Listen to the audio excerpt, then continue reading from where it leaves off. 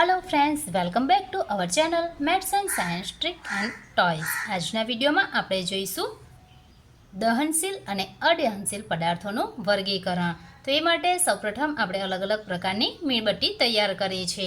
આપણી અધ્યયન નિષ્પત્તિ છે SC802। પદાર્થ અને સજીવોને તેમના ગુણધર્મોને આધારે વર્ગીકૃત કરે છે। તો અહીં આપણી પાસે અલગ અલગ પ્રકારના વિવિધ પદાર્થો છે। જે પદાર્થો દહનશીલ છે ત્યાં આપણે આ પ્રકારની જ્યોત મૂકીશું અને જે પદાર્થો અદહનશીલ છે ત્યાં આપણે જ્યોત ન મૂકીએ। સૌપ્રથમ અહીં શરૂઆત કરીશું લાકડું। તો લાકડું છે દહનશીલ, માટે આપણે આ પ્રકારે જ્યોત ગોઠવીશું। કાગળ પણ દહનશીલ છે। લોખંડની ખીલી અદહનશીલ। કેરોસીન દહનશીલ। પથ્થરનો ટુકડો અદહનશીલ। સ્ટ્રો દહનશીલ। કોલસો દહનશીલ। દિવાસળી દહનશીલ। કાચ અદહનશીલ અને સાવરણાની સળી એ આવશે દહનશીલ।